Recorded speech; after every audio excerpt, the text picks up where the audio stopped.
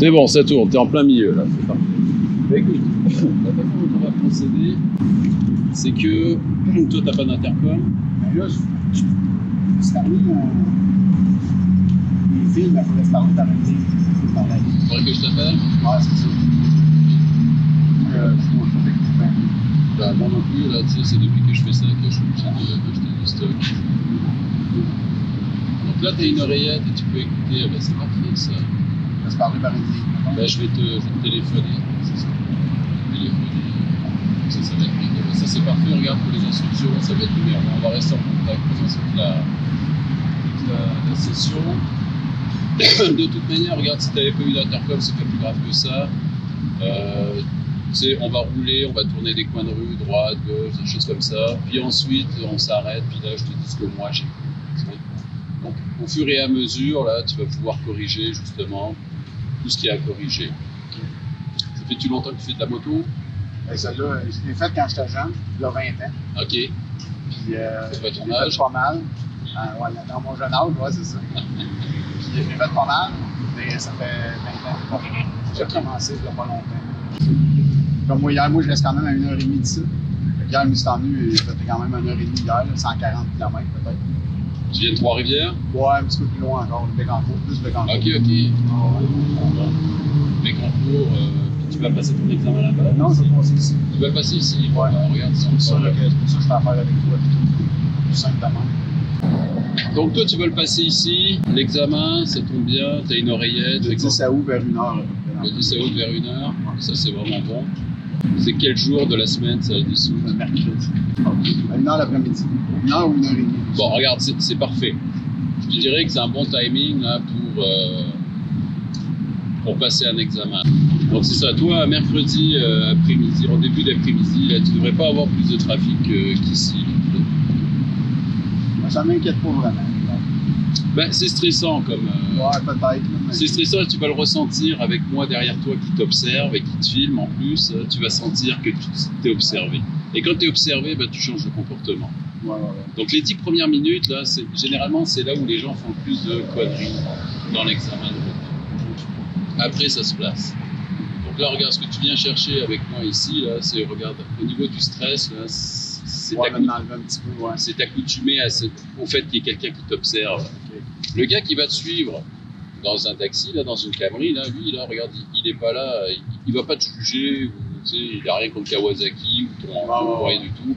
Tout ce qu'il veut voir, lui, il veut voir 3 points. Donc le premier point qu'il veut voir, c'est ce que je t'ai dit en introduction, là, quand je t'ai vu arriver ici, là, regarde, tu as fait un demi-tour, puis tu m'as regardé droit dans les yeux. Est-ce que tu maîtrises ta moto? C'est ça qu'il va voir en numéro 1. Donc, toi, dans ton cas, là, ce point-là, il a l'air d'être pas mal réglé. Là. Bon, c'est sûr que tu peux faire des conneries. Là. Le dernier gars avec qui j'ai fait une préparation la semaine dernière, là, c'était samedi dernier, lui, il a mis 2 fois le pied droit à terre. Parce qu'il sait qu'il a observé, il est un peu stressé, puis habituellement, il ne fait pas. Je vais être honnête avec toi, les 2 pieds à terre, j'aime bien ça faire ça. Je me sens stable. Là, il faut que je me remette ça dans la tête. Ben, le problème, c'est ça, c'est que si tu conduis ta moto comme tu le fais dans la vie de tous les jours, tu sais, suivre le trafic, si tu conduis comme ça, c'est échec. Ouais. C'est quasiment sûr. Ce qu'il faut que tu fasses, c'est qu'il faut que tu te conformes, que tu te formates aux critères de la SAC. Et la SAC, là, regarde, ben, ils n'ont pas les mêmes critères que toi et moi. C'est sûr que moi, peut-être c'est des formations professionnelles, mais je conduis un peu comme dans le livre, conduire une moto. Je mets en application tout ce qui est dans le livre. Et lui, l'évaluateur, il va t'observer et il va juger ton comportement routier en fonction des critères qui sont dans ce livre-là. Est-ce que tu l'as, ce livre, Conduire une moto? Bon, c'est pas plus grave que ça, là, je vais te donner les points essentiels de toute manière, mais lui, c'est sa base de référence. Et si dans le livre, il y a écrit que quand tu décolles, tu dois faire des vérifications, quand tu roules, tu fais des vérifications, c'est ça qui va évaluer. La plupart des évaluateurs ici à Sherbrooke, là, c'est des anciens moniteurs de moto ici. Dis-toi un truc, c'est que ce que moi je vois, ça va être exactement la même chose que ce que lui voit. Ça va? Donc c'est ça. Donc on va conformer ta conduite à ce que veut voir la SAC. Si tu fais ça, si tu le mets en application, regarde, c'est juste 35-40 minutes, là, des fois ça peut durer 1 heure, là, l'examen, mais si tu fais ça, regarde, après tu as ton permis définitif. Ça va? Et le dernier point, c'est le code de la route. Donc là, regarde, toi, le problème que tu vas avoir, c'est que dans la vie de tous les jours, tu sais, on conduit, tu regardes sur le boulevard qui est là, c'est quoi la vitesse? Oui, ça, c'est la vitesse qui est sur le panneau qui est là-bas. Là. Mais on s'entend que les gens, ils roulent pas à 50. C'est généralement ça. S'il fait beau et qu'on est un vendredi, par exemple, je peux te garantir que là, la vitesse, on est au-delà de 65 km/h. Si toi, tu prends ton examen un vendredi après-midi, comme ce que ta blonde voulait faire, là, quand il va te dire dans l'oreillette change de voie, là, dis-toi que les bagnoles, elles tiennent en arrière, là, et puis elles te dépassent. C'est pas évident à gérer le trafic quand ils viennent en arrière. Donc là, regarde, toi, t'es poigné pour rester dans les paramètres du code de la route. Tu n'auras pas le choix. Là. Oh, ouais, je comprends.